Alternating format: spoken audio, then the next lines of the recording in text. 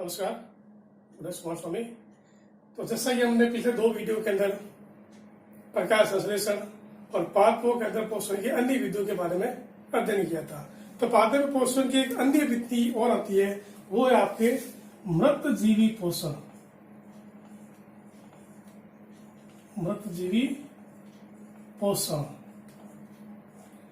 आपने देखा होगा कि कई बार बारिश के दिनों के अंदर या तेज गर्मी टाइम में हमारे जो भोजन को बचा रह जाता है या गीला रह जाता है, उस पर हमारे जिसे हम कहते हैं फुलन आ जाती है, व्हाइट रंग के सफेद सफेद से धब्बे आ जाते हैं।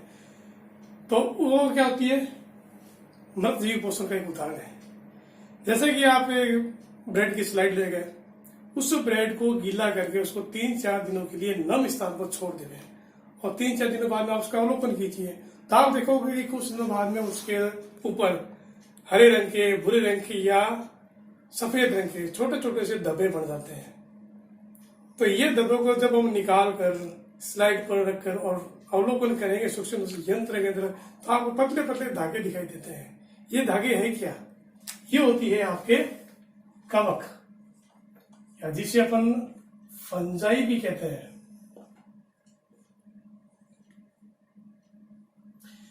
तो ये जो कवक, ये फंजाई है, ये सड़े गले विघटित पदार्थों से अपना भोजन प्राप्त करती है।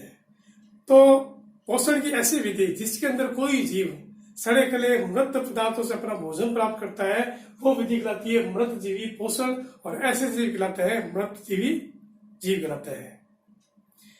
तो ये होता है आपके कवक और फंजाई। इसका एक एग्जाम्पल मशरूम भी होता है, जिसकी सब्जी बनाई जाती है, खाई जाती है।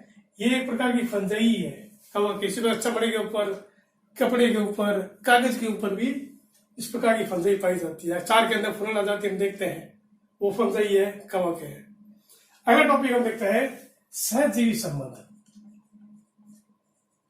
जैसा कि नाम से ही पता लग रहा है, सहजीवन यानी साथ में रहने वाला जीवन। इसमें देखिए आप, कई बार पक्षों की जड़ों के अंदर कवक साथ पाई जाती है। तो क्यों पाई जाती है? क्योंकि कवक के अंदर क्लोरोफिल नहीं होता है, ये अपना भोजन खुद नहीं बना सकती है। तो इसको भोजन प्राप्त करने के लिए किसी ने अन्य पौधे या पेड़ पौधे जीव के साथ संबंध बनाना पड़ता है। ये सहजीवी संबंध का सबसे बढ़िया लाभ ये होता है कि दोनों जीवों को लाभ ही होता है। ऐसा नहीं किसी को हानि और किसी को लाभ, और ऐसा नहीं होता, दोनों को लाभ होता है। जैसे वृक्षों की जड़ों के अंदर जब कवक पाई जाती है, तो क्या फायदा होगा कि वृक्ष क्या करती है, और कवक के अंदर क्लोरोफिल नहीं पाया जाता है, तो ये भोजन का निर्माण नहीं कर सकती। तो ये जो वृक्ष होता है, ये भोजन का निर्माण कर सकती है, इसके अंदर क्लोरोफिल पाया जाता है। तो ये जो वृक्ष है या पेड़ है, ये इस कवक को रहने के लिए स्थान भी दे देती है और साथ में इसको भोजन भी दे देती है। लेकिन कवक क्या करती है कि मिट्टी में से खाद्य पदार्थों का और पानी को अवशोषण में सहायता करती है और पेड़ों को दे देती है। तो इससे दोनों को फायदा होता है, इस सहजीवी संबंध कहलाता है। इसका एक एग्जाम्पल और होता है लाइकेन। इसके बारे में पढ़ा है, लाइकेन जो होता है वो कवक और शैवाल, इन दोनों से मिलकर बना होता है। जैसे हम जानते हैं कि शैवाल के अंदर क्लोरोफिल पाया जाता है, तो ये अपना भोजन निर्माण कर सकता है, ये भोजन निर्माण नहीं कर सकता। तो शैवाल क्या करती है, इसको भोजन दे देती है, और कवक शैवाल करने के लिए स्थान दे देती है, और दोनों मिलकर जो बनाता है वो कहता है लाइकेन। लाइकेन का सबसे बढ़िया एक विशेषता होती है कि ये जो होता है वो प्रदूषण का सूचक होती है, क्योंकि जहां जहां प्रदूषण होता है वहां लाइकेन कभी नहीं पाई जाती है। तो ये ज्यादातर प्रदूषण रहित वातावरण में ही पाया जाता है।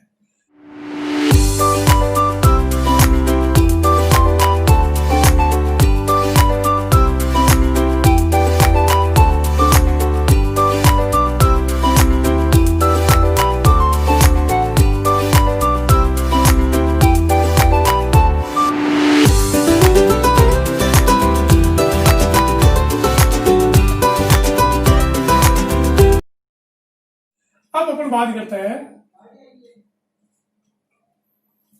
कि पादप जो होते हैं वो अन्य खाद्य पदार्थों या तत्वों का संश्लेषण कैसे करते हैं, क्या करते हैं।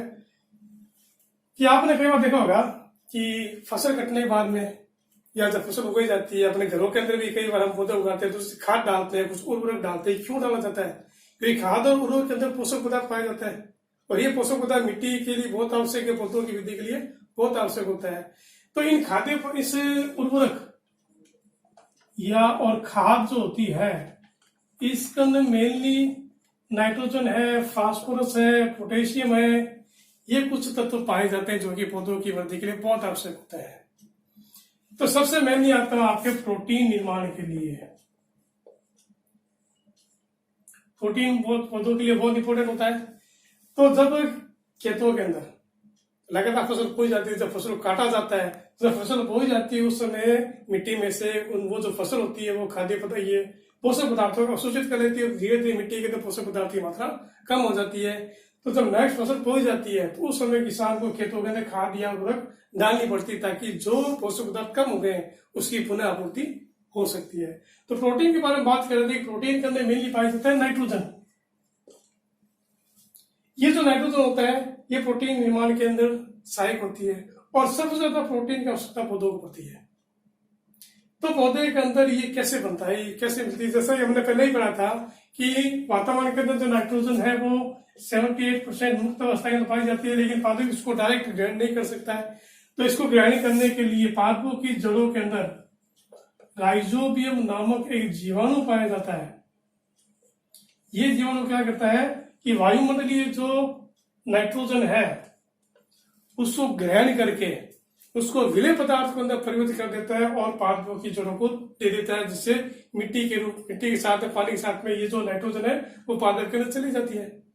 अब राइजोबियम क्या अपना भोजन खुद नहीं बना सकता, तो अब इसमें यह भी सहजीवी संबंध का बहुत बढ़िया एग्जाम्पल है कि पादपों की जड़ों के अंदर पाया जाता है राइजोबियम, ये अपना भोजन नहीं बना सकता। तो जो पादप होता है, जिन पौधों की जड़ों के अंदर पाया जाता है, मेनली ये पाया जाता है फलीदार पौधों के अंदर। फलीदार पौधे जितने भी होते हैं, जैसे कि इधर दाल होती है, मटर होता है, इनकी जड़ों के अंदर ये राइजोबियम पाया जाता है। तो राइजोबियम क्या करता है, ये वातावरण से नाइट्रोजन लेकर उसको पौधों के यूज के लिए यौगिक को बदल कर पौधे को दे देता है, जिससे पौधे को नाइट्रोजन मिल जाती है और प्रोटीन निर्माण हो जाता है। और जबकि पौधा जो होता है वो इस राइजोबियम को रहने के लिए तो स्थान देता है और साथ में इसको भोजन भी प्रदान कर देता है। यह भी सहजीवी संबंध का एक बहुत बढ़िया एग्जाम्पल है। अब इसका इस सहजीवी संबंध का विशेष महत्व होता है, किसानों के लिए विशेष प्रकार का महत्व इसके लिए, क्योंकि जब इस प्रकार का संबंध होता है, यानी फलीदार पौधे जब किसान होता है, दाल मटर जब किसान होता है, तो राइजोबियम जीवाणु के अंदर उस मिट्टी के अंदर बहुत ज्यादा मात्रा में नाइट्रोजन उपस्थित हो जाती है, नाइट्रोजन पाई जाती है। तो किसान को ऊपर से एक्स्ट्रा रूप में खाद व उर्वरक डालनी नहीं पड़ती है। इसलिए किसान क्या करता है, हर तो एक दो फसल के बाद में अपने खेत के अंदर फलीदार पौधा जरूर होता है, ताकि जो पोषक पदार्थ, जो नाइट्रोजन मिट्टी के अंदर कम हो चुकी है उसकी पुनः आपूर्ति हो सके। तो आज ये आपका जो चैप्टर कंप्लीट हो गया है। तो इस चैप्टर में तो प्रकाश संश्लेषण के बारे में पढ़ा था, फिर उसके बाद में हमने इसकी अन्य विधियां भी देखी थी। विषमपोषी पोषण में एक विधि थी, सहजीवी अपने मृतजीवी पोषण पढ़ा था अपने, कीट भक्षी पादप का एग्जाम्पल लिया था, पौधों के अंदर किस प्रकार के पोषक पदार्थ पाए जाते हैं वो भी अपन देखे थे, और सहजीवी संबंध के बारे में भी अध्ययन किया है। तो इस प्रकार से आपका ये चैप्टर आज कंप्लीट होता है। नेक्स्ट वीडियो के अंदर आपको इस चैप्टर का एक टेस्ट के रूप में प्रारूप मिलेगा, जिससे आपको ध्यान हो जाएगी अपनी कितनी तैयारी हो चुकी है। धन्यवाद।